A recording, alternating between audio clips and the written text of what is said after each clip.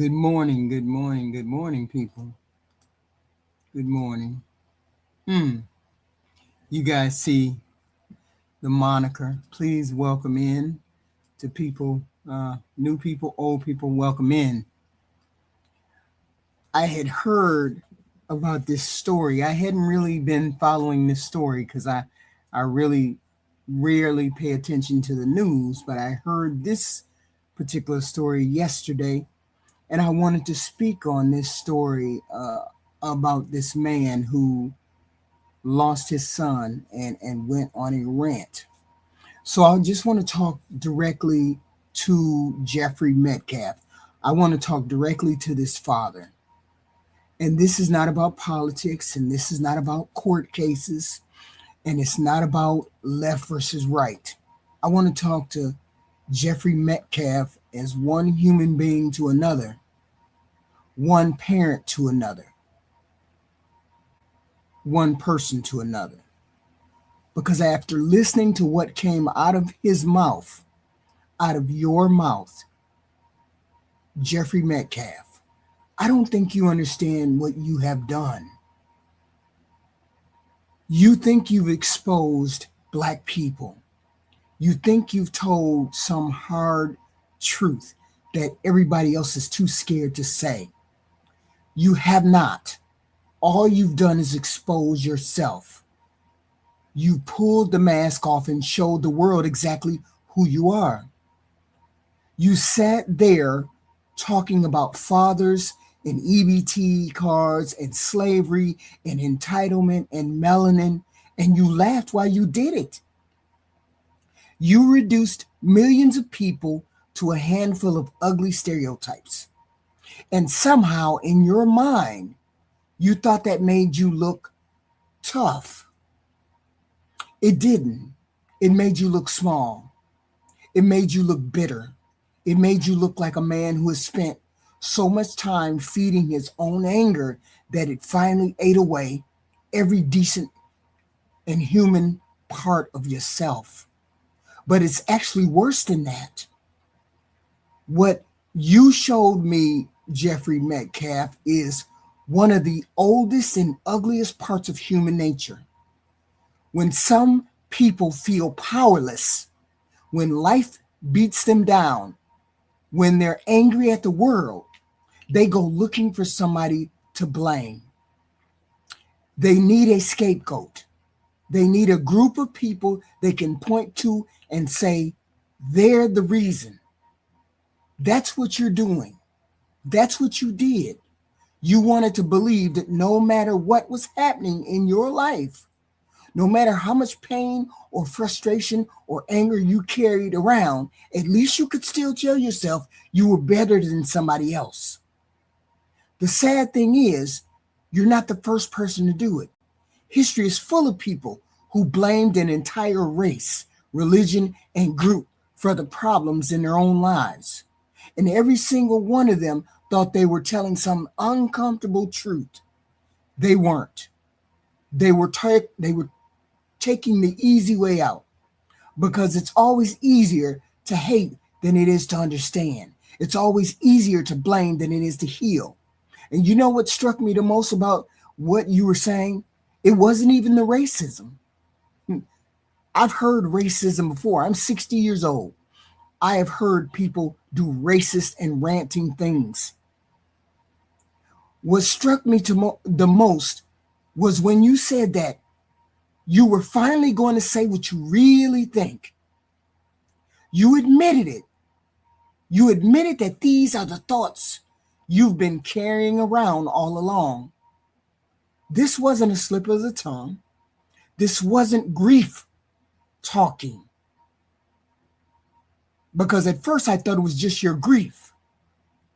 This wasn't you having a bad day. This was you. The real you. The mask came off, and what the world saw wasn't courage. It wasn't honesty. It was the ugliness inside your soul. And that part that should haunt you isn't what people online think about you. It isn't the criticism. It's not the comments. The part that should haunt you is that one day when all the cameras are off and all the interviews are over and you're sitting by yourself with nothing but your own thoughts, your son will still be dead.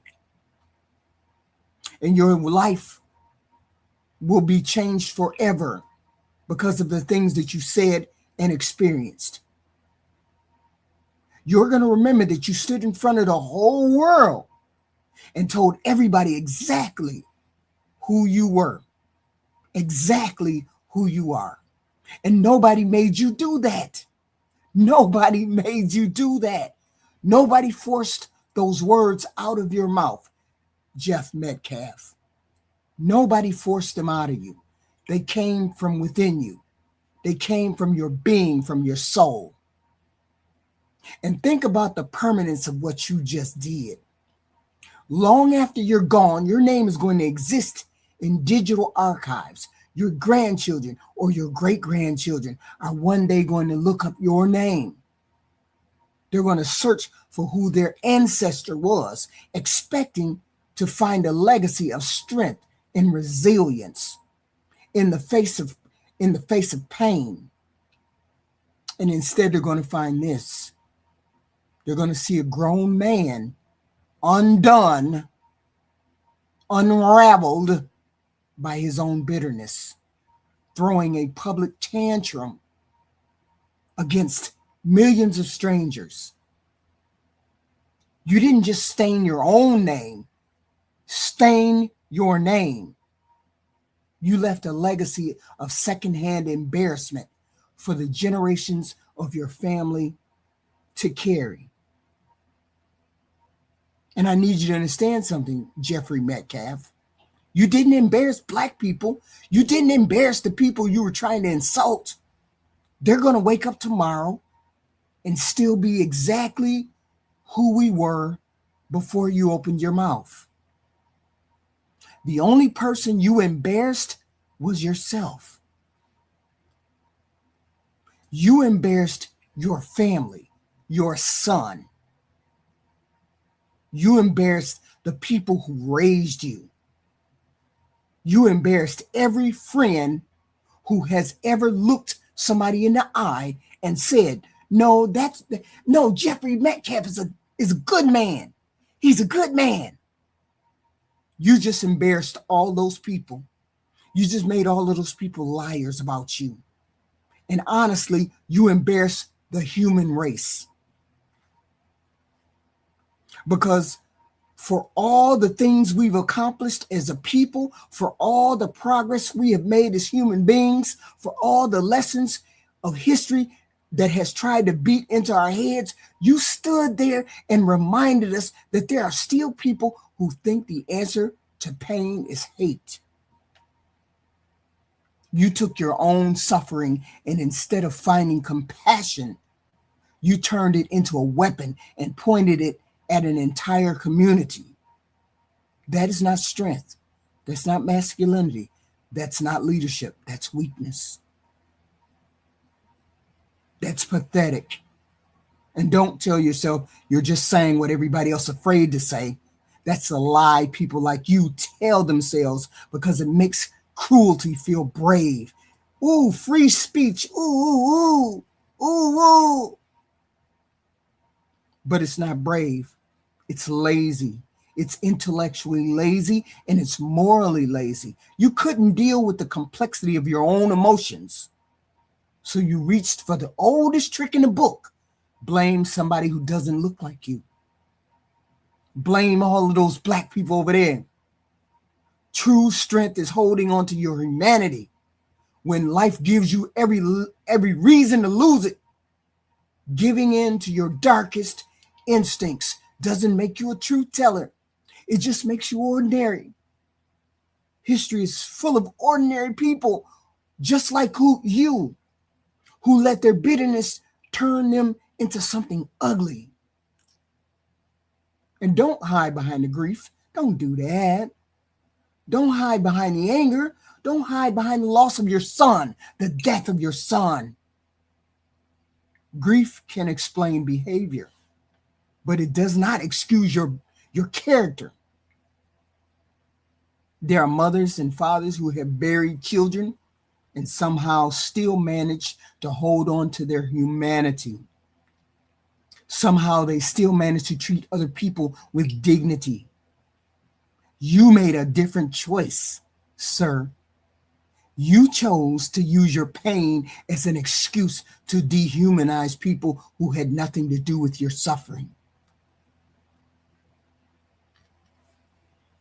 That's the most tragic part of this. You had a platform born out of immense personal loss and pain. You could have used that voice to build something, to demand real justice, or to honor the memory of what you lost, your son, with dignity and pride.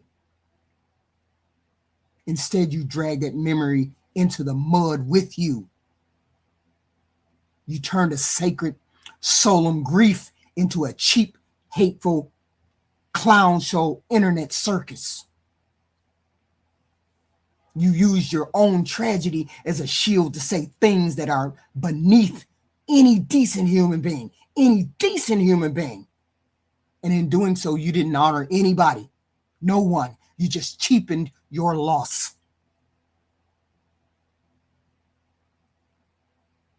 I actually feel sorry for you, not because people are criticizing you.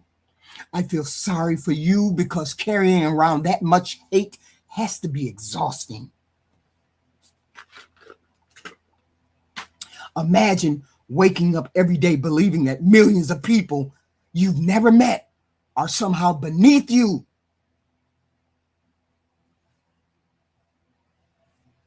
Imagine being so consumed by your anger and your hatred that you can no longer tell the difference between honesty and cruelty. That's not freedom, that's a prison, and you built the walls yourself. And don't look at the comment section or the few broken, angry people cheering you on right now and mistake that for validation. Oh yeah, tell them how it is. Tell them black folks what it is, what time it is. Cowards always run in packs, always. The people applauding you don't care about you, they care about your pain, and they certainly don't give a damn about your soul. They're just using your face and your voice to validate the ugliness inside themselves. You think you're a leader standing on a stage? You're a tool being used by an audience that will forget you the second the next viral distraction and story comes along. You don't owe me or anybody else an apology. You don't owe the people watching this an apology. But you owe yourself an honest look in the mirror, sir. Because if this is who you really are, after hauling out all that forgive and forget, let Christianity, I forgive you, blah, blah, blah, all that bullshit you were spouting, this is who you are. What you did the other night is who you are. If this is what you truly think about your fellow human beings, then the biggest victim of that speech wasn't the black community. It was your own soul. That's what it was. And let me leave you with this. You looked into that camera believing you were exposing somebody else's flaws, but all you really did was expose your own. You didn't diminish black people. They don't give a damn what you think. You didn't rewrite history. You didn't prove a point. You stood there, and in a matter of minutes, you showed the world that after all of humanity's progress, after everything we've supposedly learned, there are still people who would trade their decency for hate. So you keep running from the truth. Keep hiding behind your anger. But remember this one thing. The people you attacked aren't thinking about you.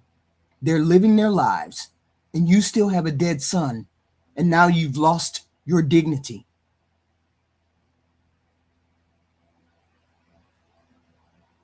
You are the one who has to live with what you became on that tape. You stood there, traded your entire life's character for a few minutes of cheap, bitter relevance, and left yourself with nothing but an empty, hateful echo chamber. And that is a shame. And you are a shame that you have to carry completely by yourself. Because deep down, if you're honest with yourself, you already know that you should be ashamed of what you did.